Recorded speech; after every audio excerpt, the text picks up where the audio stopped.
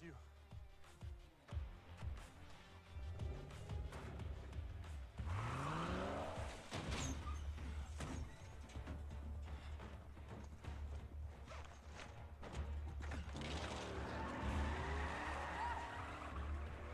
Roman, get back to the others. What about you? Don't worry about me.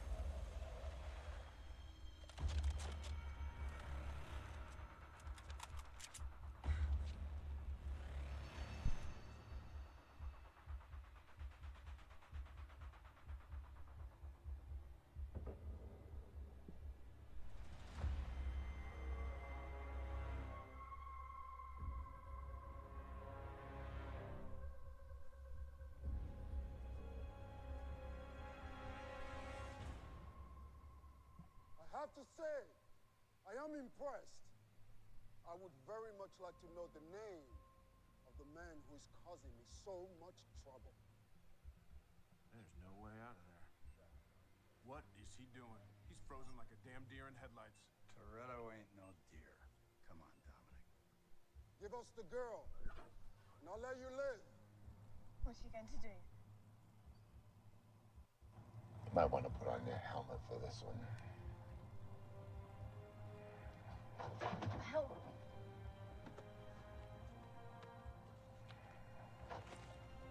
Target the driver!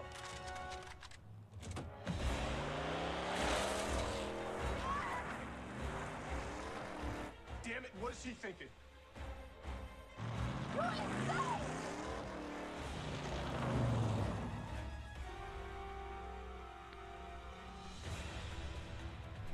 You're pointing the wrong way! Am I now?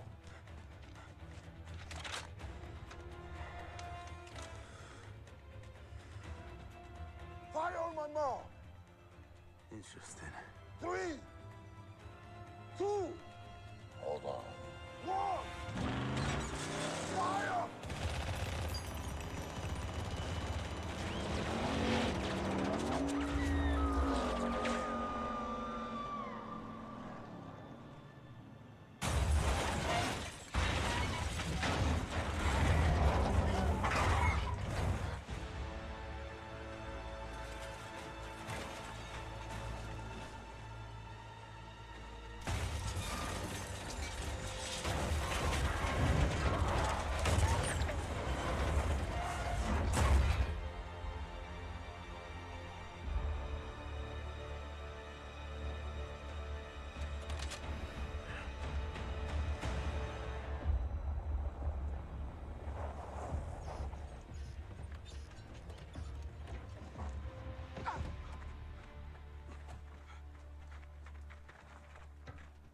Looks like our demon love child worked.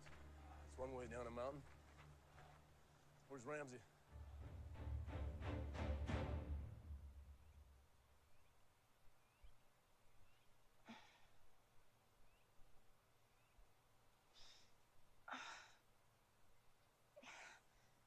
Hello Kitty's awake. She don't look like a hacker to me. Oh, yeah? And what do hackers look like? They don't supposed to look like that. I'm just saying, like, you know how they normally wear them little weird glasses that's all crooked, pimples all over their face from drinking soda? I mean, trust me, with a body like that, ain't gonna park it behind a computer. How you feeling? Did you hit your head? Feeling nauseous? Ears ringing? No? Where's my shoe? Oh, it flew off when you crashed. You start experiencing any of those things, let me know, okay?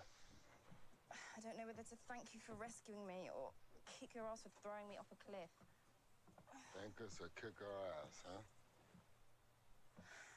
How about you tell us where that device is? I mailed it to a friend in Abu Dhabi.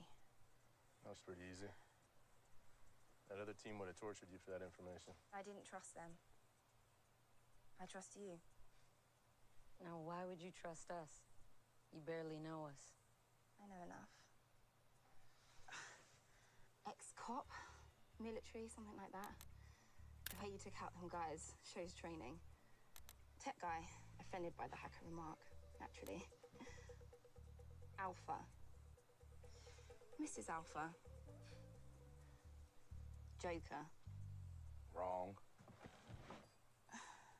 Double alpha. Man candy.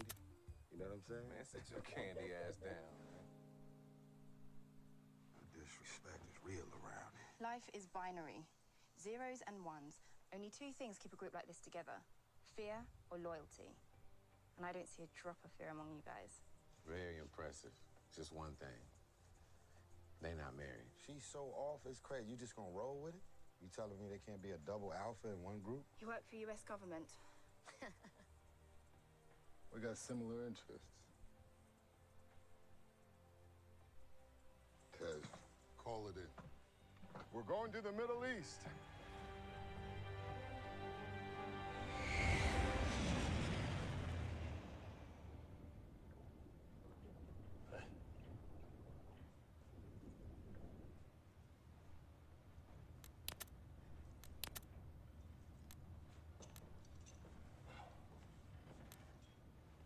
Hey, Dom. It was pretty wild on that mountain, huh? I was too close. We got the job done.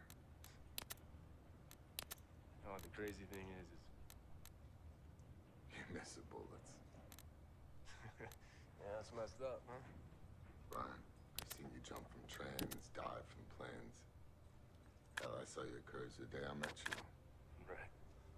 Wanna know the bravest thing I ever saw you do? Be a good man to me. And a great father to my nephew, Jack. Everyone's looking for Fucked up. what's real. And I pressed X. Family. Your family. They want this now. Hold on. Yoka, enemies. If you spam space, you can get back in.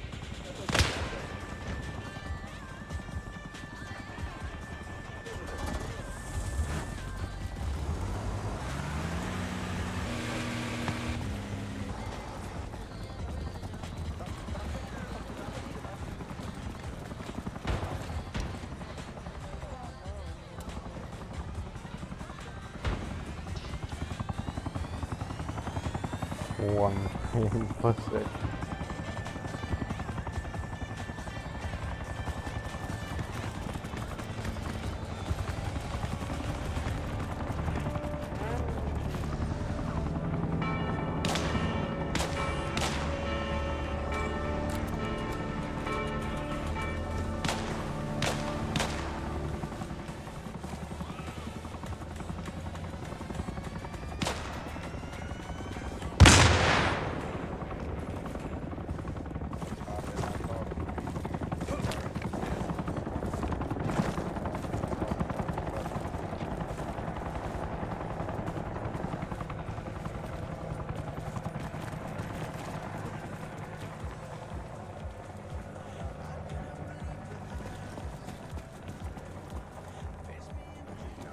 Check your fire.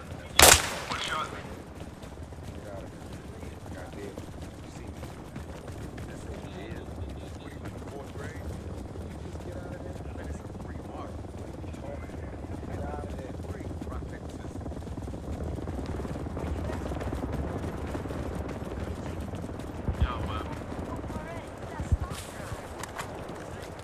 You still out, John? Yeah, Chad, I was looking for it. Oh, man.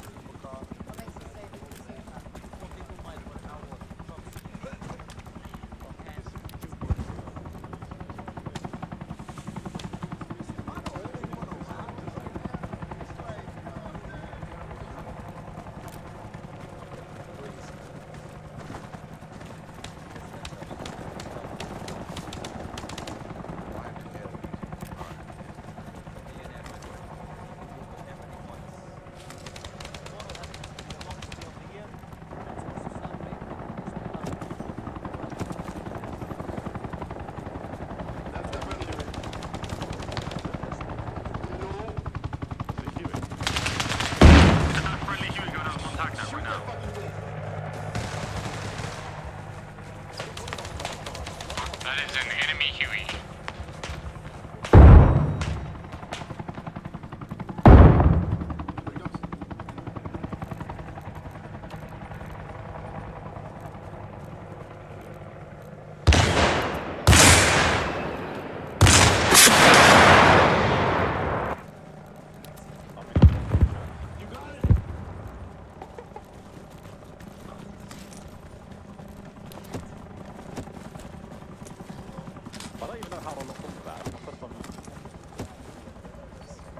How do you walk out with the stingers? You don't. You just shoot. You shoot near the enemies. Ah, guys, don't shoot the fucking heli. Let it land. I'll snipe him. Why are you shooting it?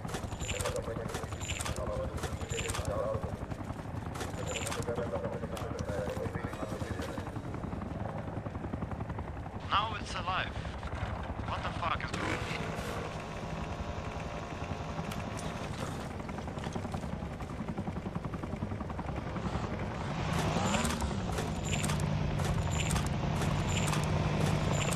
I don't see any enemies.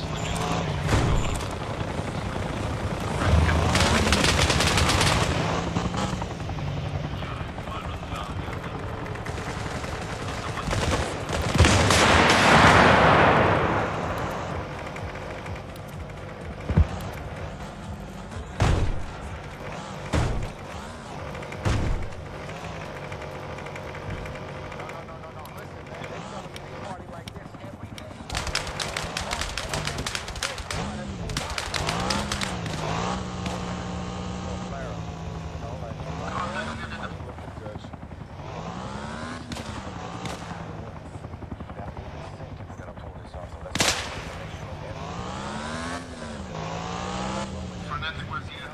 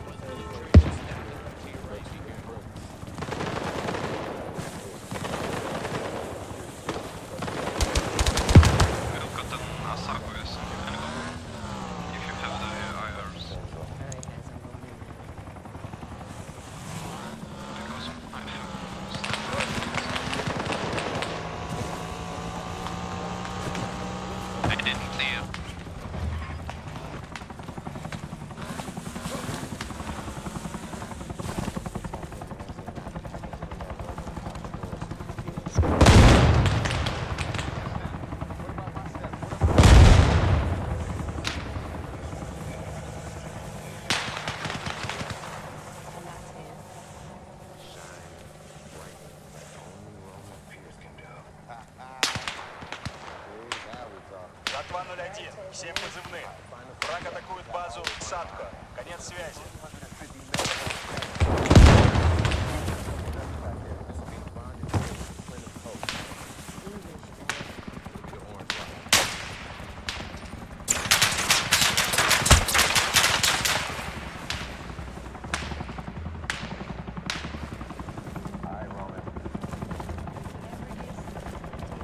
Let the heli land.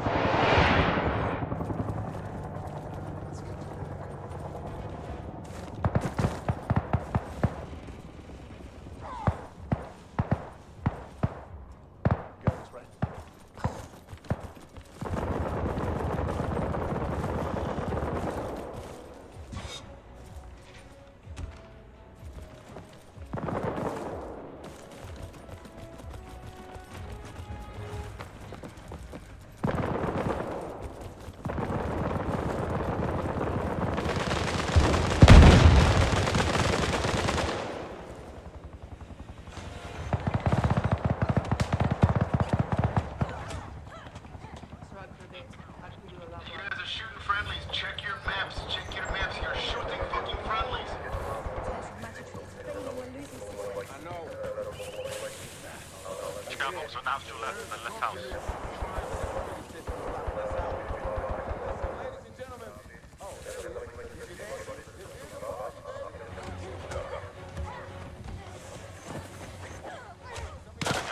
And they're on the second floor, second and third floor. There's an enemy Cobra coming towards Montignac from the north.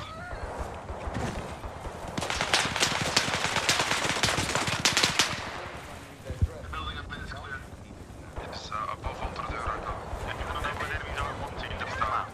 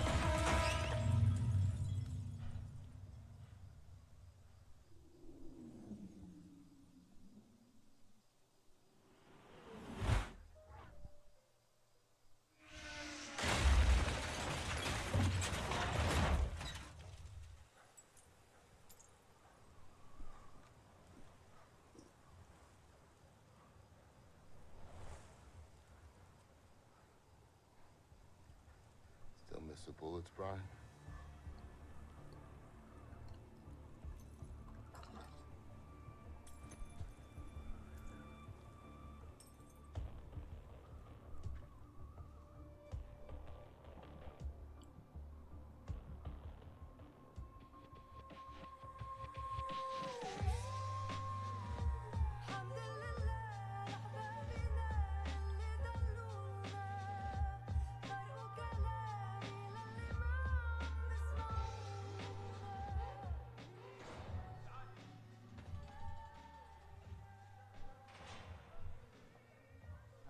There they are.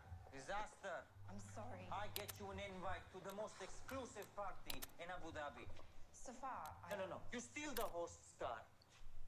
You jump it between two buildings. Actually, it was 3 buildings. Oh, 2 insult, 3 honor. My bad. Well. I have to say, you've got an interesting interpretation there of low-key, Mr. Toretto. You know, Dom, I thought we had an understanding. Sometimes you have to play the hand you're dealt. Well, that's why I prefer to be the dealer. Night.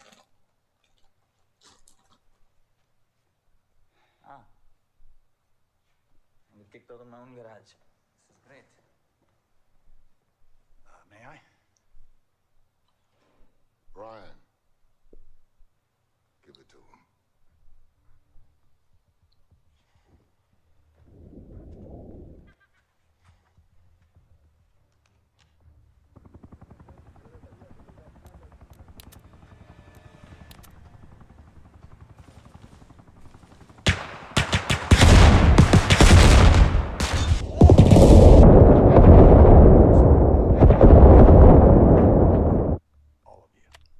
All of my men are now standing by and are fully at your disposal. Конец связи.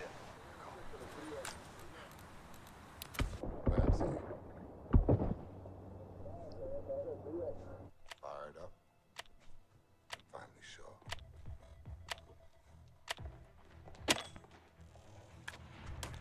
Oh, damn, this is crazy. thank you.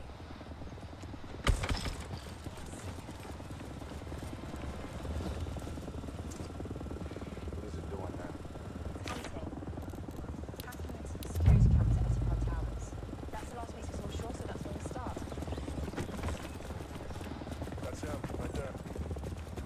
Wait, what are these numbers right here for? It's biometric shore space. It's the one that gets every camera, every audio device in this hemisphere.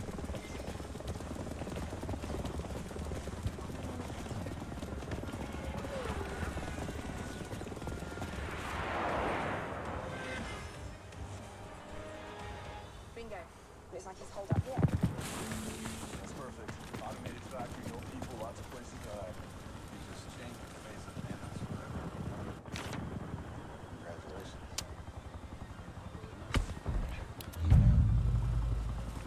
Dawn's up for 2 hours. Okay, don't know where the rocket came from, but that fucking sucked. It's a Cobra. They stuck those rockets.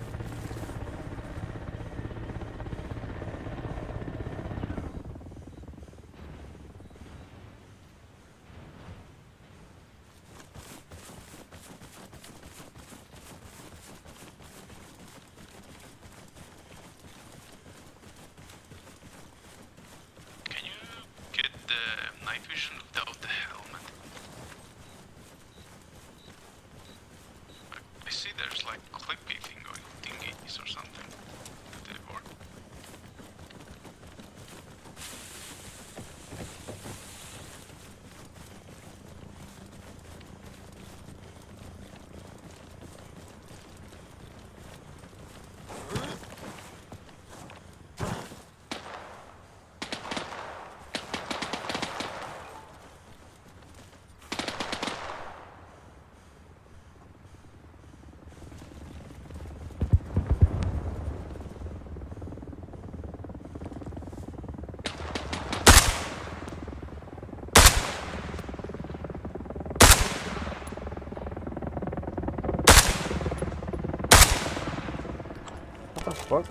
Всем позывным. Это Жатва 01. Под обстрелом на базе. Кафтан. Конец связи.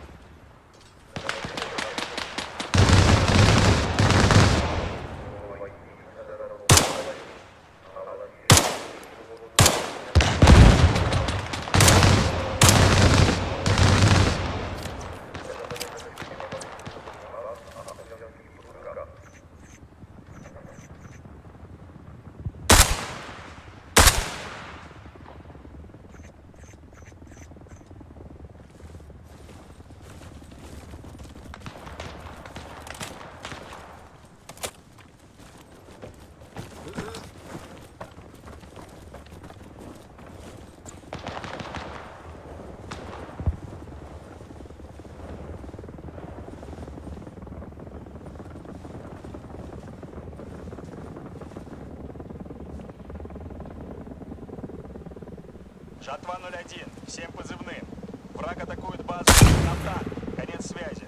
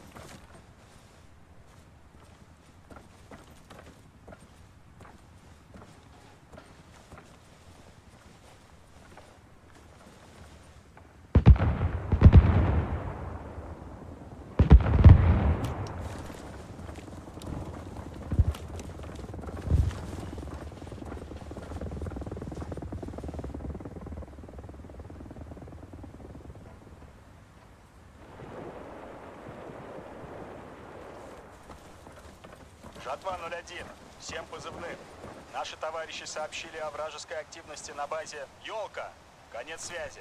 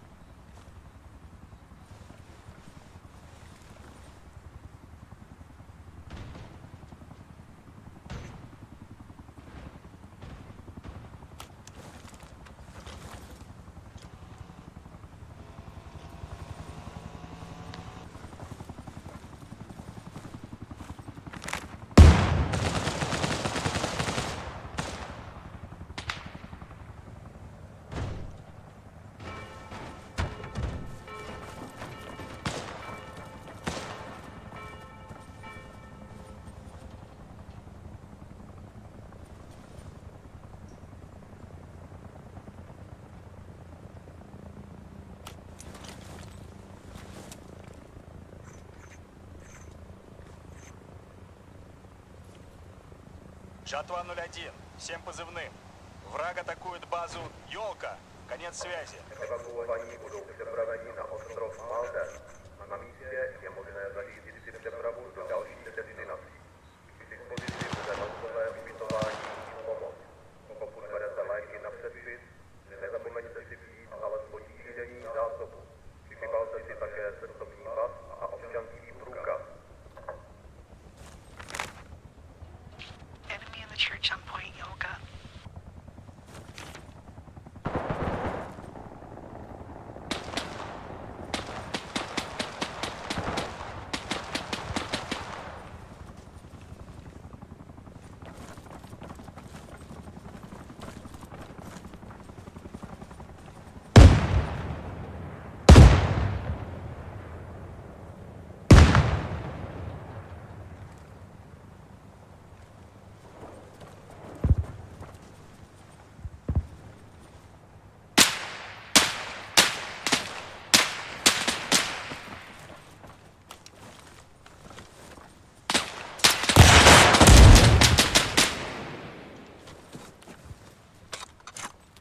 I have successfully stingered 4 helicopters pushing north.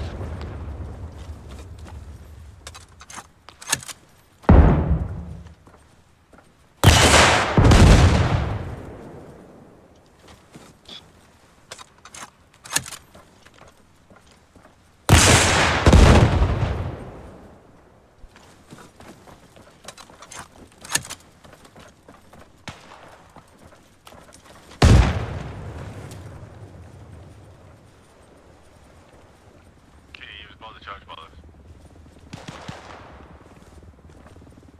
I'm just not exactly sure where specifically. But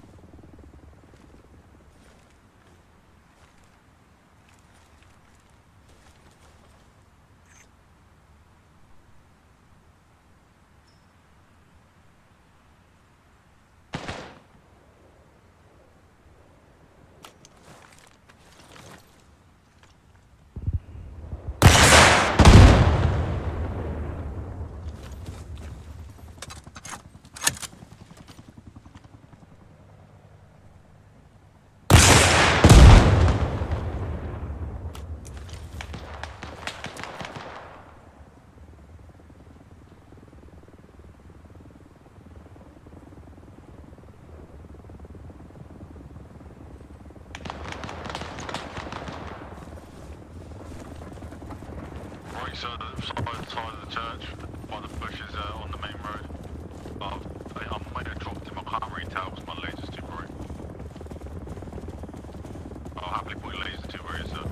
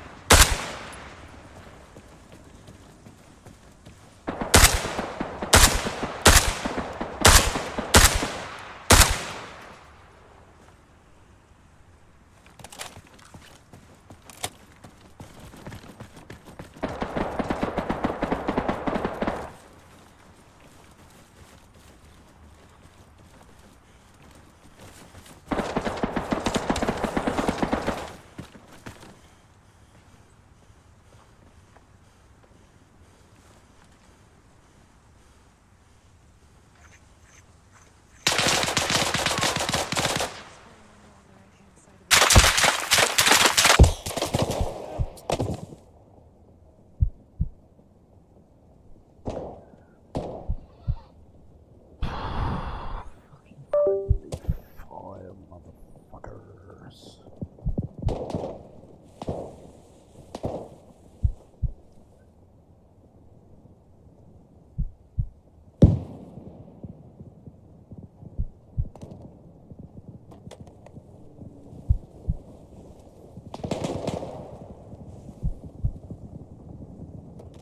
they've just shut the doors to the church.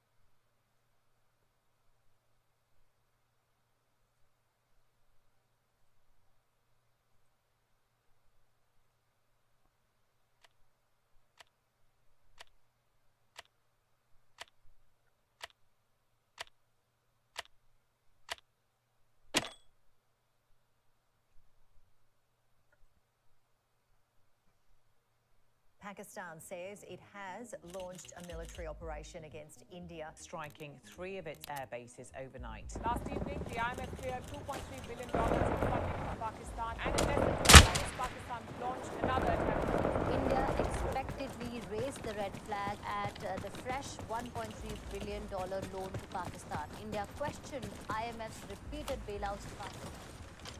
Tensions between India and Pakistan are at its peak. Heavy exchange and even rumors of possible nuclear tests. But in the middle of this chaos, a surprising headline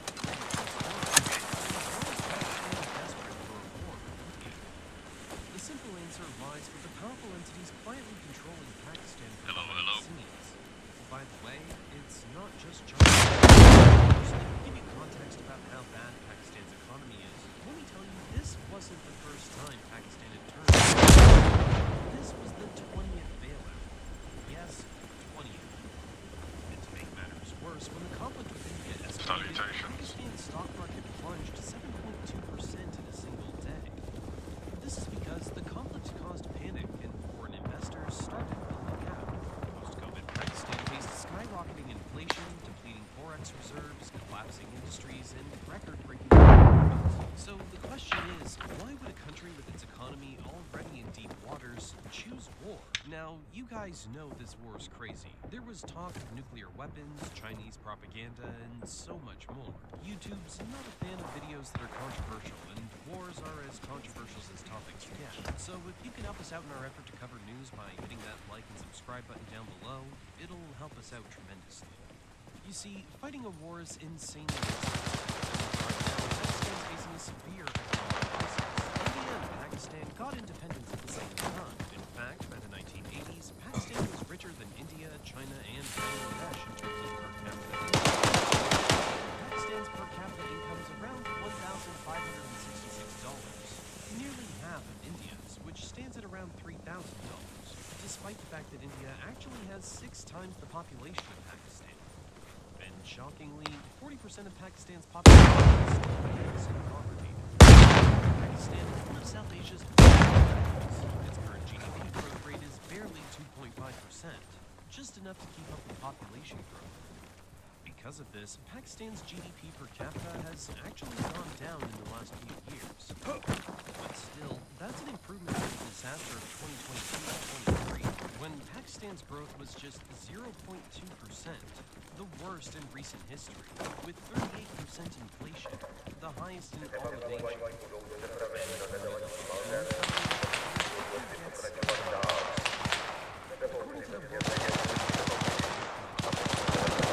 Can you check the tree line to like the south-southwest? 50 meters. It is over 22 million out-of-school children, 9% of the world's total, and the 3rd highest nation. Also, the massive gender inequality makes it worse for Pakistan. According to the World Economic Forum's Gender Gap Index 2022, Pakistan ranks in its rights and participation. Every year, 5 million people are added to Pakistan's population. That makes it the 5th most populous country on Earth. To survive this pressure, Pakistan needs 1.7 million new jobs every year, but it just doesn't create them. And if this wasn't enough, Pakistan got even more unlucky. COVID-19. Okay, check upstairs now. I just put a heat rocket into the window area. And to make things worse, Pakistan is the 8th most vulnerable country to climate change disasters. Pakistan's economy has crashed several times since its creation, and almost every time it crashed, crashed, it had to go to the IMF for a bailout. In fact, in the last 35 years, Pakistan has entered 28 plus IMF programs. Yeah, that was a negatory. He's still up there crouching. In the past 3 decades, Pakistan has received over $29 billion from the IMF alone. Fast forward to 2025, amid rising tensions and airstrikes with India on the 9th of May 2025, IMF approved $1 billion under a $7 billion development-related programs. India opposed IMF's decision to vote at the IMF board meeting, but the loan was passed. Why? Citing regional stability, this approval came right in the middle of a possible war. You see, the United States holds 16.5% in the IMF. Japan has around 6%. Both of them are Indian citizens. But still, how did they allow this loan to Pakistan? Actually, they wanted to counter China, and China was happy about it. China's system of Belt and Road Initiative. Okay, let's try again. I just put 2 HE rounds up in there from both sides. So here's the dilemma for the IMF. To keep Chinese money inside the system and to stop more countries from falling under China's direct financial control, the IMF often gives some sort of relaxation to countries like Pakistan, even when they don't meet basic reform or repayment standards. Pakistan's consistently failed to reduce its fiscal deficit, continuing with high subsidies, poor tax collection, and large defense spending. Was about 10.8% in the second quarter of the 2024 to 25 fiscal year, lowest in South Asia, and below the 13.6% target set under its agreement with the International Monetary Fund. But why did I say China was happy about Pakistan getting this loan? After America and Japan, China's the 3rd largest contributor to the IMF. Even China is said to have played a critical role in it. Why?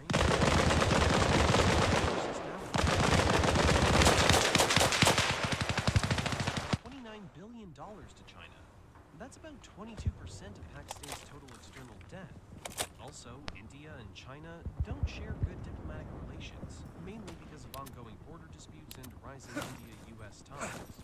What pissed off China more is the fact that India got a huge opportunity when the US imposed humongous tariffs on China, and India became its beneficiary. And China hated it, so it wanted to make India look like an unstable country. But here's the catch. China doesn't want a direct war with India because war is costly. It costs lives, and there's tens of reasons why engaging in a direct war is a foolish choice. But China still wanted to counter India's influence in South Asia, and it needed a proxy, a puppet state. And for India, that's Pakistan.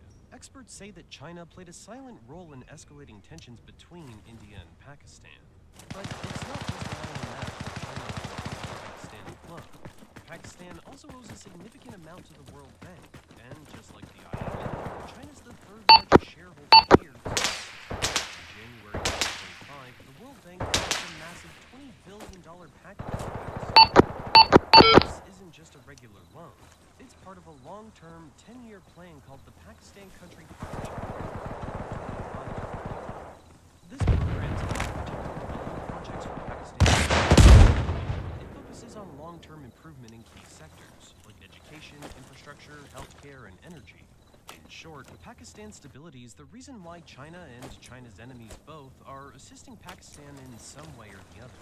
But there's also some countries that help Pakistan not because of geopolitics or military reasons, but for religion. Because of religious reasons, countries like Saudi Arabia and the UAE have supported Pakistan financially many times since independence. In 2019, when tensions with India were high after the Pulwama attack, Saudi Crown Prince Mohammed bin Salman visited Pakistan. During that visit, Saudi Arabia signed a $20 billion deal for development and economic development in Pakistan. And Saudi Arabia placed a $3 billion deposit East side Monty, inside the city. East from the flag. But when Pakistan couldn't repay, Saudi Arabia rolled it over again in 2022, 2023, and 2024. As of now, that repayment is still pending. On the other hand, Pakistan also owes $2 billion to the UAE. And beyond these loans, Pakistan also applied for $4 billion in loans from Middle Eastern banks, interest rates of 6 to 7%. So it's clear that Pakistan is just surviving, and that too on loans. But do the hands who would control these funds really care about this? Because the majority of these funds aren't used where they're meant to be. To understand this, you first need to understand some history of Pakistan. It began in 1947, when the Indian subcontinent gained independence from British rule. It was split into two countries. India chose to be a secular democracy.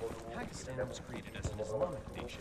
In fact, Pakistan's official name is the Islamic Republic of Pakistan. But just months after partition, both were at war. And the battleground was Jammu and Kashmir. Back then, Kashmir was a princely state. It wasn't officially part of either India or Pakistan. In October 1947, armed tribal fighters from Pakistan crossed into Kashmir. It wasn't spontaneous, but a planned invasion. An invasion and having no real military of his own, the ruler of Kashmir, turned to India for help. But for Indian troops to enter legally, the Maharaja signed the Instrument of Accession, and only then did India send troops. The first war between India and Pakistan lasted Жатва 01, всем позывным. Враг атакует базу Тулан. Конец связи. Pakistan took control of the western region, what we now call Pakistan-occupied Kashmir, or POK. Pakistan argues that Kashmir is a Muslim-majority region, and that's why they claim it. But it makes no sense because India is a secular country and has a sizable Muslim population. In reality, the Kashmir issue has less to do with religion now, and more to do with politics. Why does Pakistan want Kashmir? Jammu and Kashmir share borders with Pakistan, Afghanistan, and China. That means whoever controls this region gets direct access to Central Asia. Back in the 1947 war, Pakistan captured the western part of Jammu and Kashmir, including areas that had Afghanistan, and that gave Pakistan a strategic edge, particularly to Central Asia. In fact, Central Asia is so important that the U.S. spent billions to get a hold of this region, and Pakistan became a huge beneficiary of it. Всем позывным. Это Жатва 01. Припасы сейчас можно запросить с базы Кафтан. Конец связи. With $2.3 billion in 1962 alone. This support helped modernize Pakistan's military and boost its economy. But after the India-Pakistan wars in 1965 and 1971, military aid sharply declined. And then came the Soviet-Afghan War in the 1980s, and the U.S.-Pakistan relationship hit its peak. Washington passed aid of $32.5 billion to support Pakistan's military and civil services, all to back the Afghan Soviet forces. It was Pakistan's golden era of U.S. aid. Money, weapons, and political support flowed freely. But in the 1990s, things changed. With the Soviet Union gone, America's interest in Afghanistan faded, and suddenly, Pakistan's nuclear program became a red flag. In 1990, under the Pressler Amendment, the U.S. cut off $564 million in military aid, accusing Pakistan of pursuing nuclear weapons. But things changed soon. Because of 9/11, the story flipped again. The U.S. needed Pakistan as a frontline ally. Billions in aid, military, and economic support started flowing once more. Washington relied heavily on Pakistan for intelligence, drone bases, and counterterrorism. But over time, suspicions grew, especially with reports of terrorists hiding in Pakistan's tribal regions. And tensions were rising after 2013 as Pakistan grew. Stop shooting friendly fire, man. Stop it. Trump canceled $300 million. Helicopter, stop, man. Friendly. Helicopter. Just weeks after Trust me, I feel you. I think I haven't spent more than 30 seconds live without getting friendly fire. You'll come. I know how you feel still continues to come from the American government, not for military purposes, but for humanitarian aid.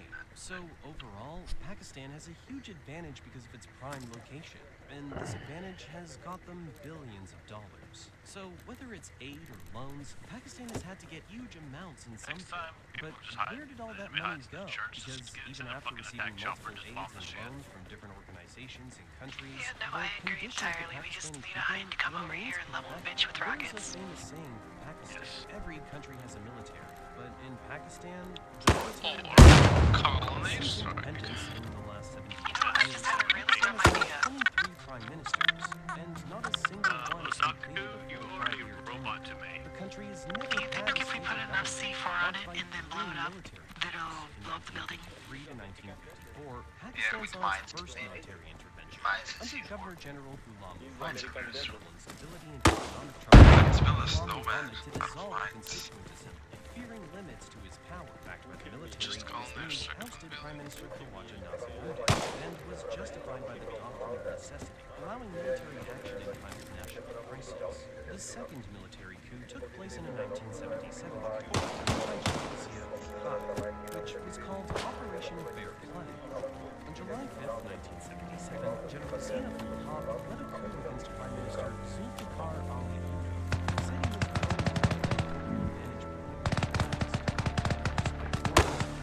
pushed elections, leading to his arrest and the imposition of martial law. Zia suspended the constitution, dissolved parliament, and ruled for over a decade. The third military coup took place in 1999. Tensions rose between President Pervez Musharraf and Prime Minister Nawaz Sharif. Musharraf, who was chief of army staff, faced a challenge. Can I get a lift at Montignac? I killed several people at that place you dropped me, but I think they're dying. Alright, I'll get you know.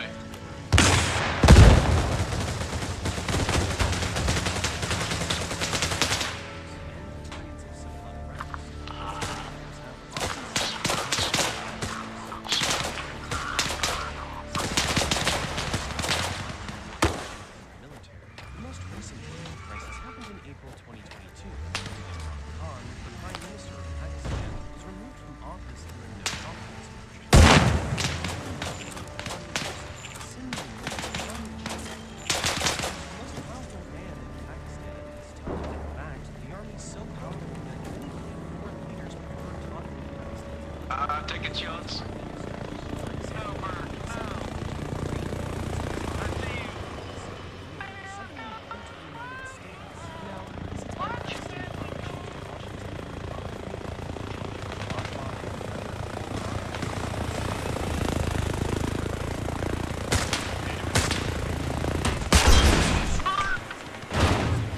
That has to be one of the landings of all time.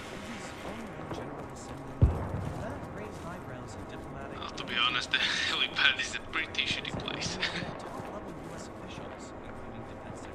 Push the north side. Deputy Secretary of State Steve Bacon, UN Secretary General Antonio Guterres, and most notably, he visited CENTCOM headquarters in Florida. The Unified Combatant Command There's enemies lurking around east of Monty. Flag that maintenance. This visit was Жатва 01.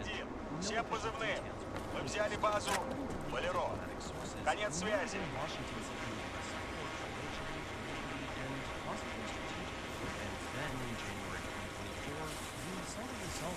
Northeast as well. Former Prime Minister Imran Khan was jailed. Things were speculated to be fake charges. Things were clear. Asim Munir was ready to do anything to stay in power. In fact, in 2024, he got an amendment passed in the Pakistan Army Act to extend the tenure of all service chiefs to 5 years from the traditional 3 years. So, General Asim Munir will now complete his tenure as Chief of Army Staff in 2027 instead of 2025. He even cleverly removed judges who support Imran Khan from the Supreme Court by getting a law passed in Parliament that allows the government to promote judges out of order. Oh dang, we actually need supplies on Yolka really bad. In the year 2024, his military got involved in border conflicts with both Afghanistan and Iran. In January 2024, Iran launched air raids using drones and missiles on the giant Al-Adl group near Panjshir City in Pakistan's Balochistan province, which shares a border with Iran. Iran accused the group of carrying out multiple attacks in the past. Just 24 hours after the Iranian strike, Pakistan launched a missile attack, claiming it was aimed at militants and not intended to hit Iranian territory. The situation became tense, but Pakistan quickly stepped back and handled it through diplomatic talks. However, it was obvious that this wasn't just a mistaken strike. Later in December 2024, Pakistan carried out airstrikes in Afghanistan's Khost and Paktika provinces, targeting suspected Tehrik-e-Taliban Pakistan, or TTP, hideouts. The Afghan Taliban reacted aggressively, threatening revenge. This led to border clashes as Taliban fighters fired across the Durand line. In response, the TTP escalated the conflict by kidnapping several civilian workers from Pakistan's Atomic Energy Commission, pushing the region into a dangerous cycle of attacks and counterattacks. So, if you notice the pattern, almost no leader focused on economic development. Everyone was focused on gaining power and staying on top for as long as possible. And these people are mostly from the Pakistani army. In fact, Pakistani army officers are so wealthy that many of them own properties in foreign countries worth millions, run businesses worth millions, and are extremely rich as compared to a Pakistani civilian. But as time passed, people started realizing this, and they started opposing such acts of their armed forces. In fact, many top leaders started speaking against the Pakistani military, but what they received in return was just regret for speaking against them. For example, former PM Imran Khan, who openly criticized Pakistan's powerful military. He accused top generals of meddling in politics and conspiring to remove him from power, but he soon got silenced. He was arrested in 2023 on corruption charges, but many allege that the army conspired to make it happen. So the army needs very strong reasons to stay in power, because if they don't, Pakistan will hold. So Pakistan's army found their answer, and that's India. They need India as their enemy to portray themselves as the Charlie, this is Charlie, requesting Charlie 0, request 158151811661167 How copy? How copy? Pakistan lost Payload's on the way. Roger that. Sending payload. The loss of the 1971 war was so brutal that 93,000 soldiers surrendered to India, which was the biggest ever surrender after World War II. So Pakistan soon realized that military strength alone wouldn't be enough to defeat India. So Pakistan's intelligence agency, ISI, shifted its strategy. They decided to bleed India with 1,000 cuts. Instead of direct war, they began using Mujahideen militants to wage a proxy war in Kashmir. They were used to create insurgency in Jammu and Kashmir. Dozens of terrorist organizations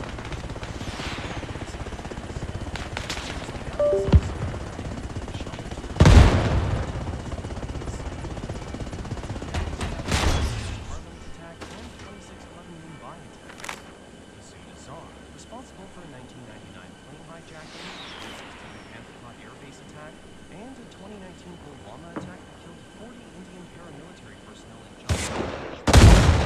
Pakistan even sheltered Osama bin Laden, the man behind the 9/11 attacks that killed around 3,000 people. And if you look at the current scenario, its army's been trying to do the same thing. Just a few days before the deadly Pahalgam terrorist try to stay alive because there are no more resupply points. I'll try to get supplies there as soon as possible. India. But the Pahalgam terror attack, which killed 26 people, and India retaliated. I'm not just talking about airstrikes on terror camps, but something more lethal. Before these strikes, India suspended the Indus Waters Treaty.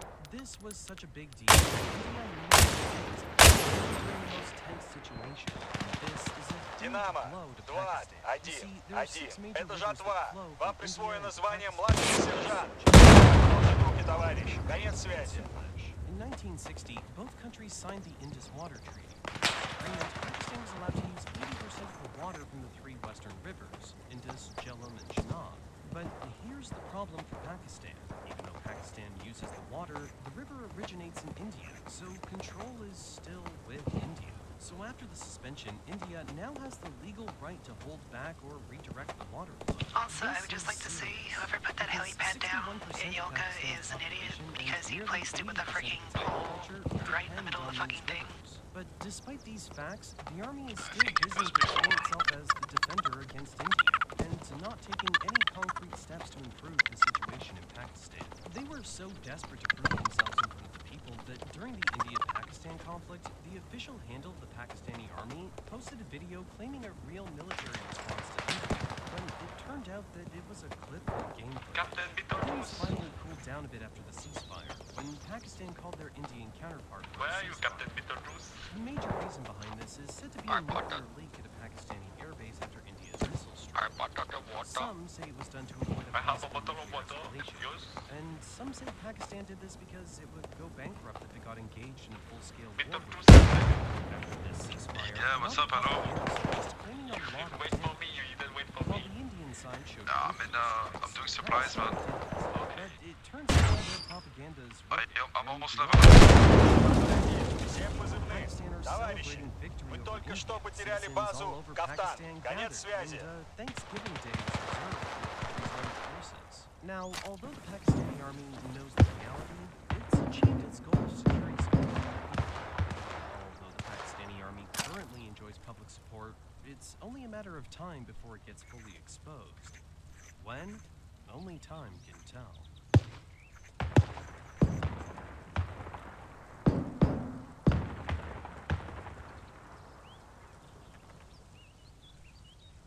Southeast Asia is a big place. It's often geographically divided between maritime Southeast Asia and mainland Southeast Asia.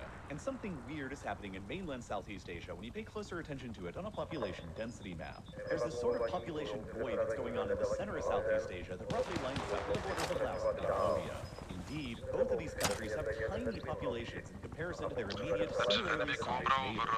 While Laos only has a small population of 7.9 million people and Cambodia about 17.6 million people, Thailand to their west has a much larger population of 71.6 million people, while Vietnam to their east has an even bigger population than that at 101.6 million people, making it among the most heavily populated countries in the world.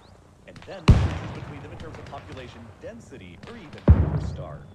Vietnam has an average population density of about 322 people per square kilometer, making it the population anchor of mainland Southeast Asia and making it about as densely populated as other countries such as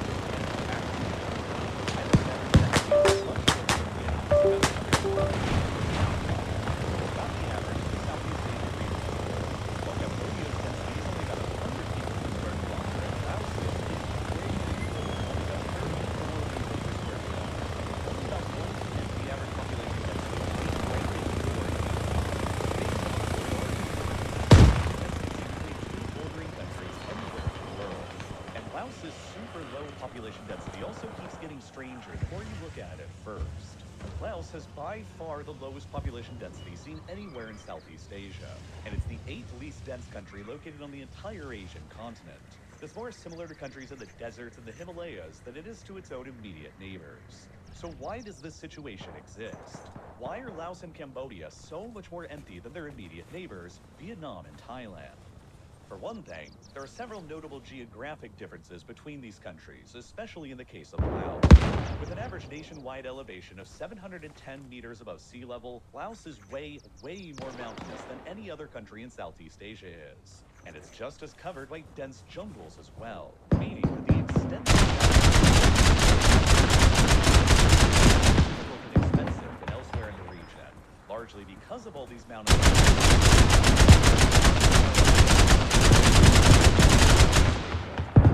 Only 6.2% of Laos's territory is considered to be arable and suitable for agriculture.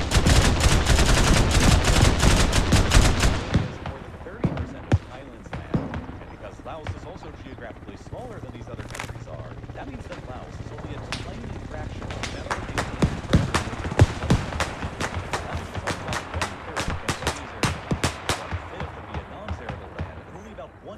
of Thailand's massive amount of arable land. But the availability of arable land and the cover of mountains and jungles does not explain the full picture. Laos has about as much arable land as Slovakia does, and their populations are fairly comparable. But Laos also has nearly as much arable land as South Korea does too. And South Korea still has orders of magnitude more people. And while Laos is largely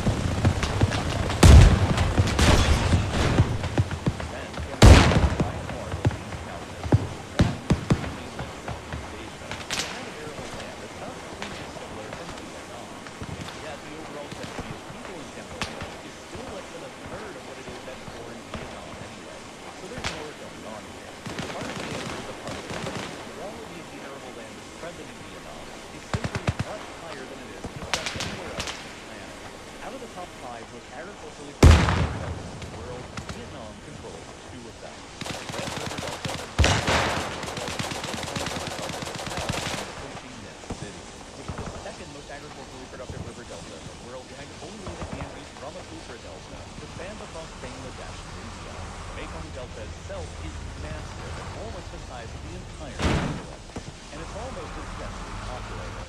The region is covered in a maze of rivers and canals that bring enormous volumes of nutrient-rich sediment to the area downstream from the Mekong River source high up in the mountains in Tibet.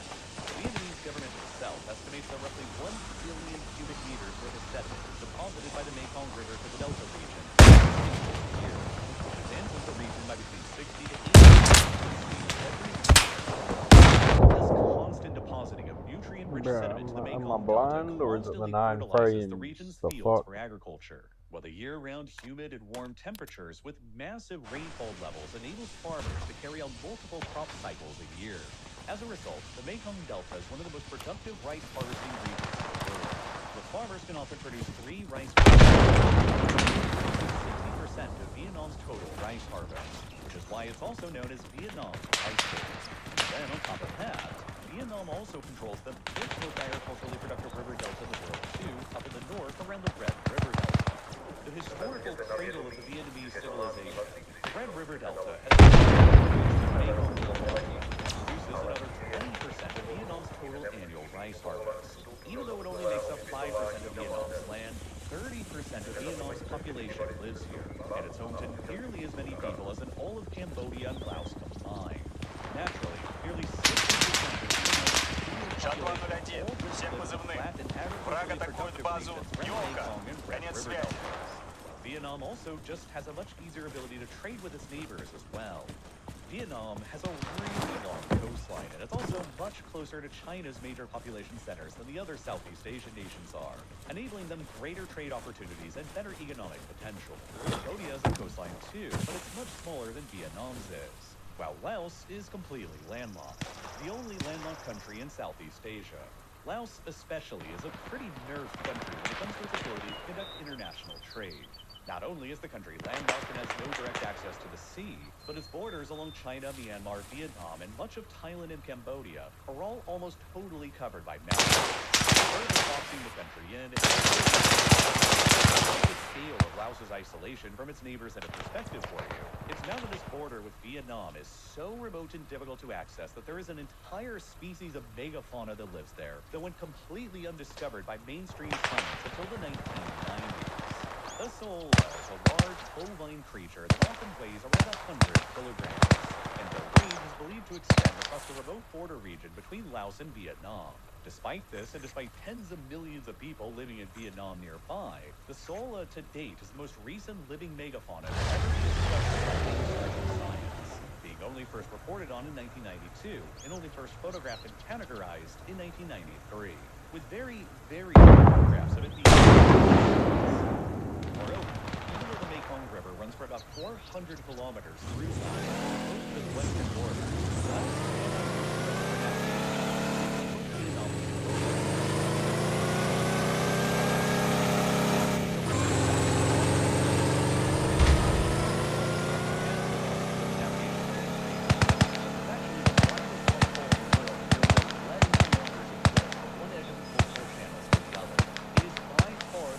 waterfall in Southeast Asia, and it's the principal reason why the Mekong River has never been fully navigable from the sea all the way into the sea.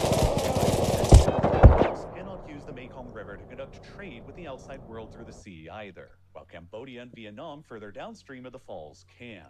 Further contributing to Laos's isolation, remoteness, and lack of economic opportunity that attracts people. This is all why, in terms of GDP per capita, Laos ranks very low and is among the poorest countries in the world today, with multiple sub-Saharan African countries having higher GDP per capita today. After civil war-torn Myanmar and tiny Timor-Leste, Laos has the next lowest GDP per capita in Southeast Asia, which further contributes to Laos's lower population density compared to all of its wealthier neighbors.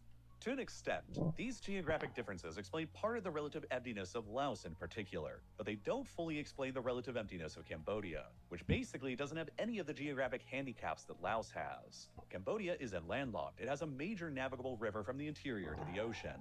It's not covered by mountains that inhibit development, and it has tons of fertile arable land.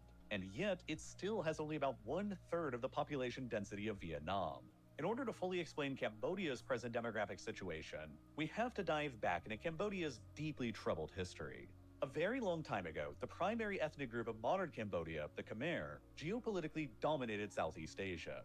The Khmer Empire at its height in the late 13th century controlled most of modern-day Thailand and Laos and southern Vietnam, including the whole of the Mekong Delta.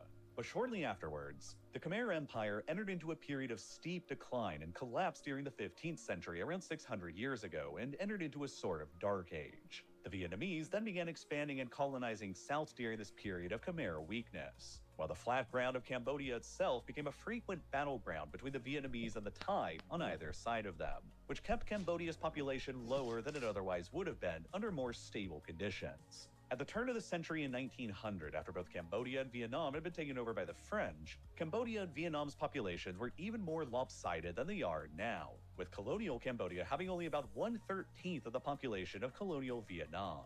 But of course, both Cambodia and Laos have experienced much more recent catastrophes that have negatively affected their populations and demographics into the present, too. Because the 1960s, and especially the 1970s, are probably the worst decades that either Cambodia or Laos have ever experienced in their entire civilizational histories. Most of us in the Western world are pretty familiar with America's involvement in Vietnam during the Vietnam War, but a lot fewer of us are familiar with America's simultaneous involvement in Laos and Cambodia during that war that caused enormous destruction as well.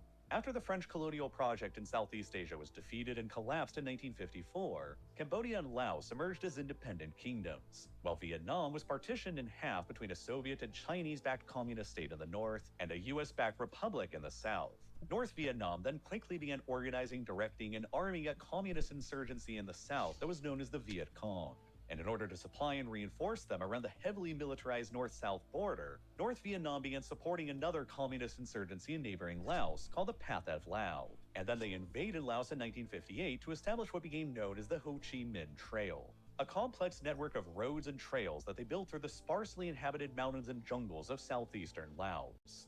The existence of the Ho Chi Minh Trail and its use by North Vietnam to supply and reinforce the Viet Cong proved to be a major challenge to the U.S. support of South Vietnam, especially because in 1962, the U.S. signed an international agreement where they promised that they would respect Laos's neutrality and never invade the country. So, rather than directly invading Laos with ground troops to try and disrupt the Ho Chi Minh Trail that way, the U.S. and the CIA decided to initiate a covert and massive aerial bombing campaign of the country instead that began in 1964. For the next 9 years, until the U.S. finally withdrew their troops from South Vietnam, the U.S. Air Force carried out the largest and most overwhelming bombing campaign in human history across Vietnam, Laos, and Cambodia all alike. In Laos, the U.S. Air Force targeted the Ho Chi Minh Trail and communist Pathet Lao positions with relentless and indiscriminate airstrikes. More than 580,000 individual American bombing sorties were carried out across Laos over those 9 years, which translated to one American bombing strike taking place in Laos roughly every 8 minutes, 24 hours a day for 9 years. More than 2 million tons of American bombs were dropped on Laos despite its neutrality status. More bombs than the U.S. dropped throughout the entire Second World War on both Germany and Japan combined, which also makes Laos the most heavily bombed country on a per capita basis in human history. Virtually all of the bombs that the U.S. dropped on Laos during this time period were also cluster munitions, which detonated in the air shortly before impact and sprayed dozens of miniaturized bomblets across the ground below. The U.S. used these cluster munitions to try and destroy as much of the Ho Chi Minh Trail's usability to the North Vietnamese forces as possible. But as a result, the U.S. also dropped an estimated 270 million of those little miniaturized bomblets across Laos's territory, and it's believed that roughly 30% of them failed to detonate upon impact, which means that about 80 million of those small American bomblets have remained hidden and active across Laos to this very day, leaving behind roughly 30% of Laos's territory that is still believed to be infected by massive volumes of unexploded ordnance. Because it was run covertly by the CIA in order to prevent the American public from ever learning about it, the U.S. government only formally acknowledged its secret bombing campaign in Laos in 1971, 7 years after it first began, and they didn't just target militant Viet Cong routes either. They blew up Laotian villages and agricultural land that resulted in massive casualties. While there were numerous reports of American bomber pilots who failed to find suitable targets in Vietnam and then choosing to drop their payloads randomly on Laos instead of returning back to their base with unused bombs. By the end of the campaign in 1973, it's believed that America's bombing campaign on Laos had killed roughly 200,000 people there, which was an astonishing 10% of Laos's entire population at the time. Another 400,000 more Laotians were wounded by the bombing campaign too. meaning that nearly 1/3 of Laos's entire population were either killed or wounded by American bombing, while another 750,000 other Laotians were forced to flee and become refugees by it, all of which has left a significant dent in Laos's demographics that have lasted ever since. Large amounts of Laos's preciously limited agricultural land still remains contaminated by unexploded bombs that are left over from this conflict, which continues to further restrict Laos's ability to grow food and develop. While more than 20,000 Laotians have also been killed by the unexploded American bombs since the war ended more than half a century ago now. With around 80 million live cluster munitions still believed to litter the country, experts believe it could still take more than 100 years from now in order to fully clean out the country's infected areas. Of course, than Laotians, Vietnam also suffered a lower Uppsala University in Sweden. Deaths took place across North and South Vietnam by 1964 population. And then there's the utterly horrific